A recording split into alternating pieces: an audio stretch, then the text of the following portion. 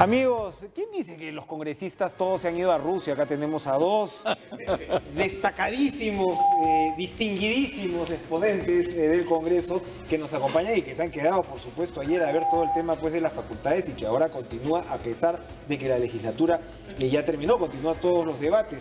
Juan Cheput de Peruanos por el Cambio, Alberto Quintanilla, Nuevo Perú, gracias por estar con nosotros.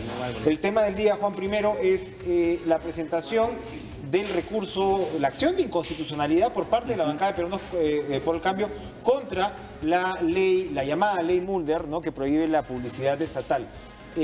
¿Por qué presenta la bancada este recurso? Estamos hablando... Bueno, varias bancadas, perdón, creo que hay varios congresistas, multipartidarias, mejor dicho. Yo creo que ha tenido una acogida de parlamentarios de todos los sectores, menos el fujimorismo y el aprismo.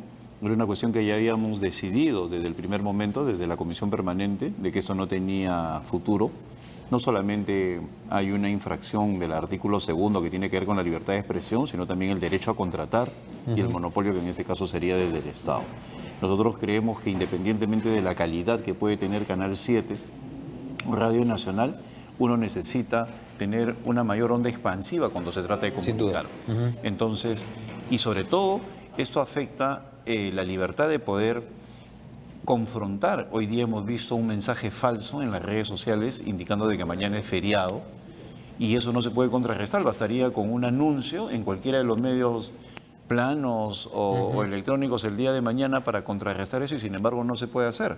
Entonces ya estamos viendo los efectos perversos y yo creo que el jefe de Estado, el presidente Vizcarra, ya que mañana también presentan ellos su acción de inconstitucionalidad, debería liderar este propósito, ¿no? Es la mejor forma para que los magistrados del Tribunal Constitucional puedan dirimir esto a la brevedad. Un paréntesis antes de seguir con el congresista Quintanilla. Esa presentación, cuando ya se había anunciado que el Ejecutivo iba a presentar su propia acción de inconstitucionalidad por el lado, o que se origina en Peruanos por el Cambio, ¿es también una suerte de reivindicar el grito de independencia frente al Ejecutivo? Porque lo lógico hubiera sido que en todo caso, porque lo que va a pasar es que se van a acumular estos... Así es, pero no es independencia. Lo que sucede es que nosotros ya lo habíamos planteado desde la Comisión Permanente, que íbamos a presentar una acción de inconstitucionalidad. Por otro lado, el Ejecutivo ha visto como pertinente discutirlo en el ámbito del Consejo de Ministros y presentar la propia. Pueden tener una distinta óptica. Y la tercera es la que viene de la Defensoría del Pueblo, que también se debe estar presentando en las próximas 48 horas o apenas venga el defensor de Rusia.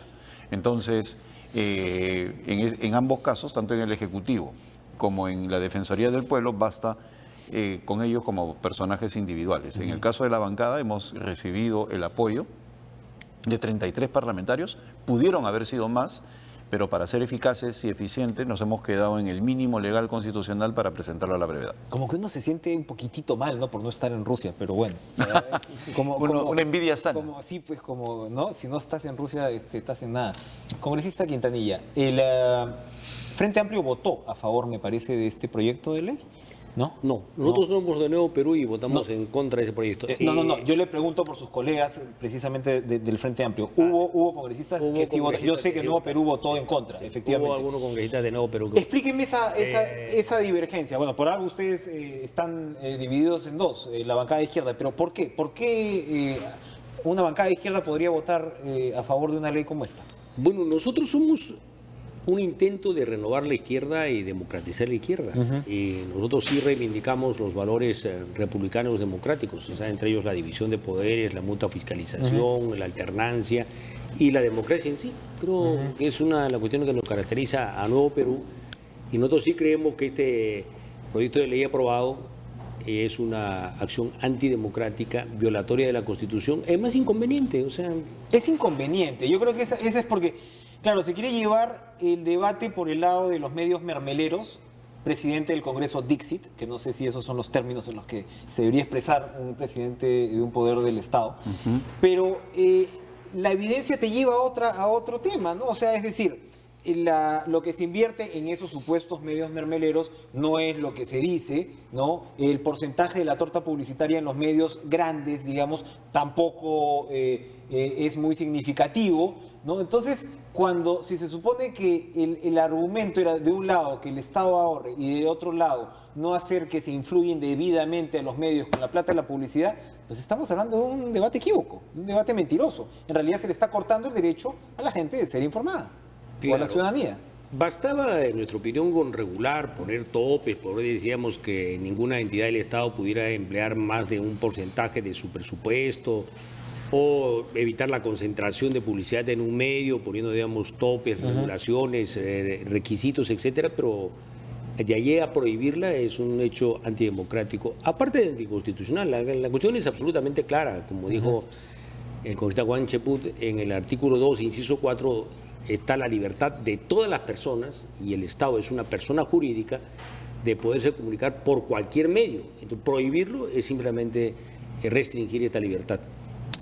Enrique, mira, yo quisiera señalar algo. El proceso de construcción de opinión pública, que en muchos casos es valioso para una política pública, se hace a través de los medios de comunicación, en muchos casos privados. ¿Qué quiero señalar con esto? Cuando se dice no lo necesitamos. En el Perú, en un país sin instituciones, el medio es el mensaje.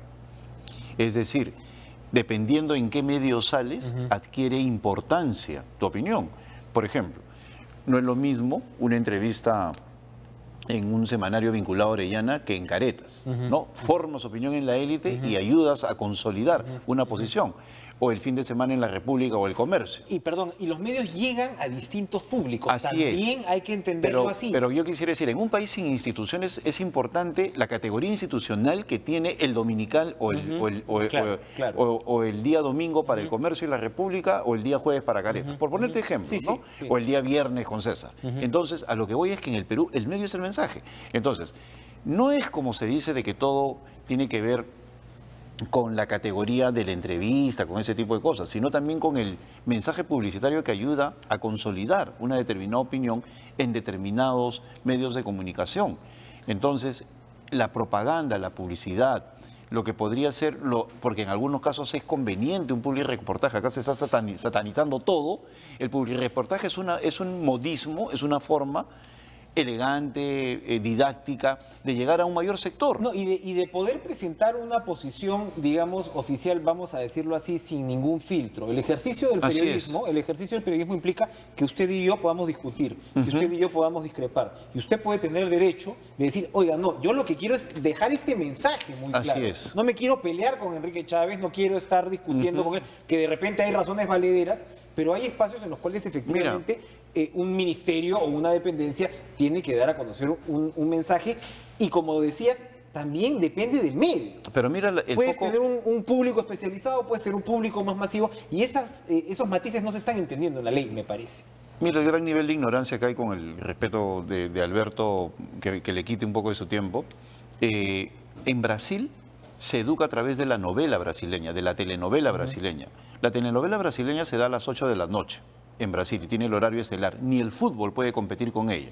Entonces el gobierno invierte en los argumentos, por ejemplo, para que en la telenovela brasileña se diga, un personaje ahí importante diga, oye, mañana tenemos que vacunar a nuestros hijos.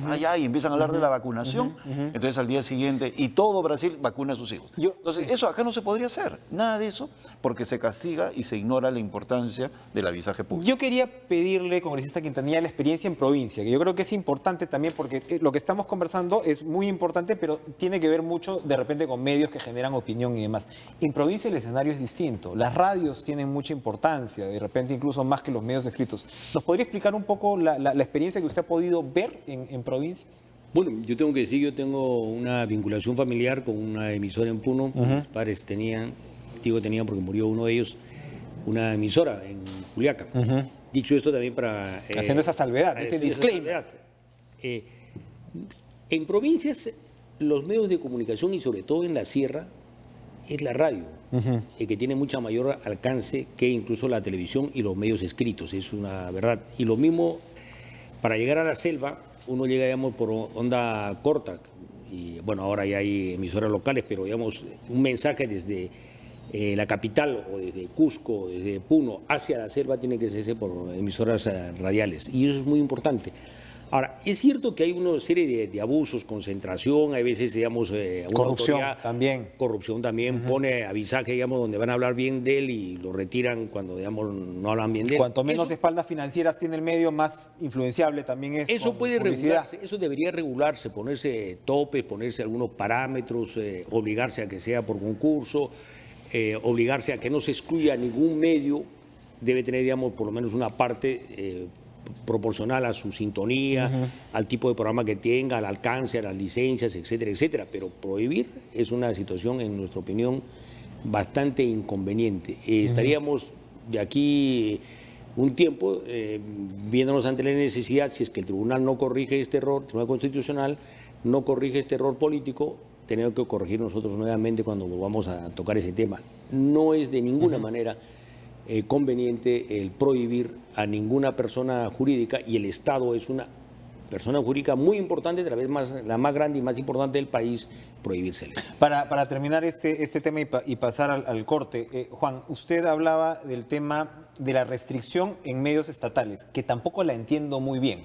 O sea, es decir, porque se restringe a anunciar en medios del Estado pagado a tarifa de mercado. También es algo que, digamos, puede ser interpretado de muchas maneras. Pero ¿por qué la restricción a los medios estatales? Esa parte no se entiende, no solamente por el lado que usted dice del alcance, la audiencia, la diversidad y todo. De hecho, nosotros en TV Perú siempre tendremos el corazoncito y estamos pues realmente en buena medida peleándola con la televisión abierta, algo que no pasaba hace un tiempo.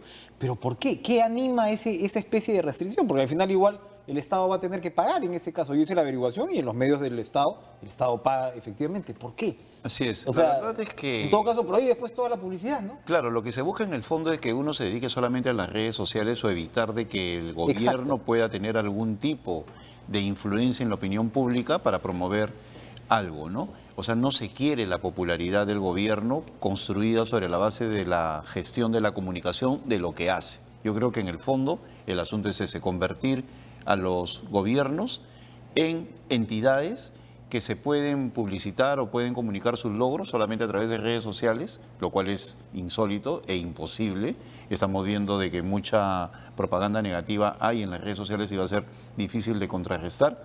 Y evitar, porque hay que ver la génesis de la ley de que los gobiernos puedan comunicar. Mira, ¿por qué digo la génesis de la ley? Porque esto nace contra Pedro Pablo Kuczynski. Y en ese momento se aprobó en la comisión permanente y allí lamentablemente se perdió la oportunidad de satanizar y de poner en su verdadera dimensión esta ley. Solamente Gilbert Violeta y el que habla votaron en contra en ese momento, porque todo el mundo, incluyendo lamentablemente las fuerzas de izquierda, APP, todo el mundo votó a favor de esta ley en la comisión permanente. El primero Villanueva, Juan Cheput. El propio premier Villanueva. Luego hay un momento en el cual Roy Ventura, en la Comisión de Transporte, dice vamos a incorporar a todos los involucrados, todos los que quieran para mejorar la ley. De ninguna manera va a ser el texto similar al que se aprobó en la comisión permanente. Ese es un momento en el cual existía esa posibilidad. Y luego el tercer momento es cuando los medios confrontan con Luis Galarreta, habla de los medios mermeleros, ya va a salir la ley y vuelve a su estado original. Lo que se estaba discutiendo en la Comisión de Transporte vuelve a su estado original y se impone tal y como es. Cualquiera creería que los gobiernos de Alberto Fujimori y Alan García no utilizaron publicidad estatal, ¿no? Acá tenemos publicidad privada, fíjese usted, nos ven un montón, así que vamos a hacer una pausa y regresamos después con más Juan Cheput y Alberto Quintanilla que nos visitan esta noche. No se muevan.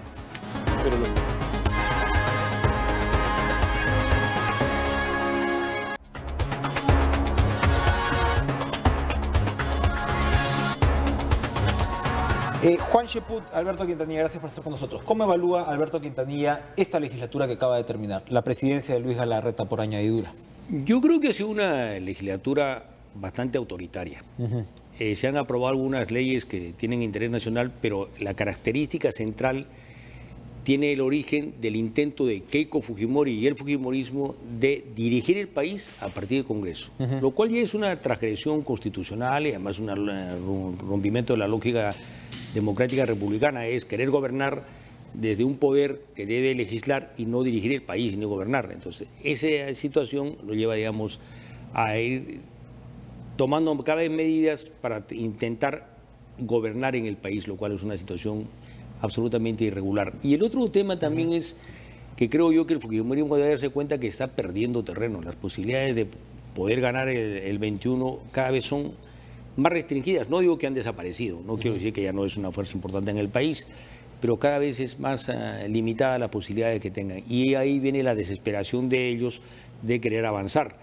Y la otra ventaja que encuentran es que ante la desarticulación, con todo respeto de Perón por el Cambio, ellos quieren ocupar ese espacio, ¿no? Entonces, ciertamente, digamos, no le veo yo mayor perspectiva y un buen resultado a estos afanes. Hay un conflicto de identidad por el lado del fujimorismo, porque como dice Alberto Quintanilla, claro, de un lado golpeas, pero eso te lleva a golpear más. O sea, golpeas, se sienten atacados por los medios según esa interpretación y responden con una ley como la de Mauricio Mulder, un debate como el de las cooperativas que, bueno, se ha tenido que sudar pues para poder revertir la situación y donde claramente, yo no sé si la opinión pública, pero al menos la opinión especializada se pone abiertamente en contra del fujimorismo, incluso quienes podían haberlos visto con simpatía. Mira, ellos no saben manejar el poder. Yo lo tengo clarísimo. Ellos han creído, al igual que en los 90, que con una mayoría absoluta pueden hacer las cosas que quieren y bien, pero se ha demostrado que se han desbocado. El objetivo político de Keiko y de Fuerza Popular en esta etapa era sacar a Pedro Pablo Kuczynski. Eso lo manifestaron desde la primera oportunidad, lo consolidaron no con Luz Salgado, sino con Luis Galarreta, y el otro objetivo era desprenderse o deshacerse de Kenji Fujimori. Ambas cosas la han logrado. ¿A costa de qué? De una agenda legislativa nula. Cuando empieza su gestión Lucho, él tuvo una brillante oportunidad para poner en práctica lo que señaló en su discurso ante los 130 parlamentarios, la construcción de una agenda legislativa. Y tenía las personas adecuadas para hacerla, la creadora, ya desde la época de Ferrero, Patricia Robinson, ¿no? O sea, tenía todo el equipo para hacerlo, y no lo hicieron.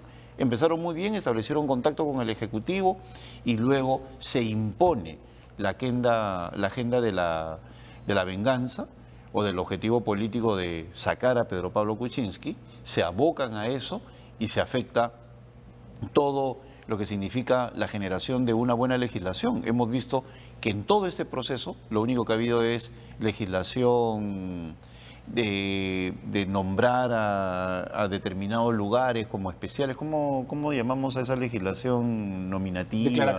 Declarativa. ¿No? Legislación declarativa, y no ha habido ninguna reforma de fondo que haya nacido en el Parlamento.